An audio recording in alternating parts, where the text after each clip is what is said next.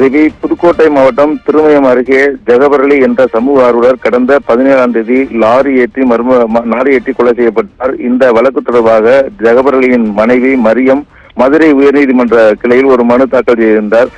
அதாவது ஜெகபரளியின் உடலை தோண்டி எடுக்க வேண்டும், மீண்டும் பிரேத பரிசோதனை செய்ய வேண்டும். ஏற்கனவே செய்யப்பட்ட உடற்கூறு ஆய்வில் எங்களுக்கு திருப்தி அளிக்கவில்லை என்று மனு ஒன்று அளித்திருந்தார். இந்த நிலையில் இந்த மனுவை விசாரித்த மதுரை உயர்நீதிமன்ற கிளையில் ஜெகபரளியின் உடலை தோண்டி எடுத்து அதே இடத்தில் எக்ஸ்ரே எடுக்க வேண்டும் என்ற நேற்று அந்த மதுரை உயர்நீதிமன்ற கிளை உத்தரவிட்டிருந்தது.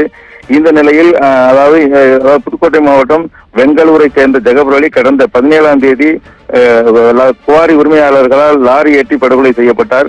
அவர் 17ஆம் தேதி திருமயத்தில் கிட்டத்தட்ட அந்த திருமயம் பகுதியில் 840 கோடி ரூபாய் அளவிற்கு அரசுக்கு இழப்பு ஏற்படுத்தி இருந்ததாக பல்வேறு குவாரிகள் மீது தொடர்ந்து புகார் அளித்து வந்த நிலையில் அவர் 17ஆம் தேதி குவாரி உரிமையாளர்களால் கொலை செய்யப்பட்டார். இந்த வழக்கில் 5 பேர் கைது செய்யப்பட்டிருக்க நிலையில் ஜெகபரளியின் மனைவி மதுரை உயர்நீதிமன்ற கிளையில் அதாவது மீண்டும் பிரேத பரிசோதனை செய்ய வேண்டும்.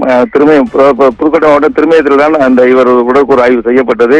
அதில் போதுமான தடயங்கள் எதுவும் கிடைக்கவில்லை. இன்னும் இதில் சந்தேகம் இருப்பதாக கூறி அந்த மனு அளித்தார். இதையடுத்து மதுரை உயர்நீதிமன்ற கிளை உத்தரவிட்ட அடிப்படையில் திருமயம் தாசில்தார் மருத்துவர்கள் உள்ளிட்ட அதிகாரிகள் எக்ஸ்ரே மிஷின் உள்ளிட்ட பல்வேறு சாதனைகளை கொண்டு தற்போது இந்த ஜெகபரளி புதைக்கப்பட்ட இடத்தில் ஜேசிபி இயந்திரத்தை விட்டு அதாவது மீண்டும் தோண்டி எடுக்கும் பணியில் ஈடுபட்டிருக்காங்க.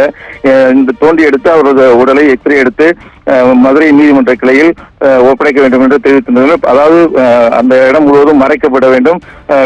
அதாவது ஊடகவியாளர்கள் செல்போனில் படம் பிடிக்கக்கூடாது என்ற பல்வேறு விதிமுறைகள் விதித்துதான் இந்த பணி நடைபெற்று வருகிறது. தற்போது இந்த தோண்டும் பணி நடைபெற்று வருகிறது.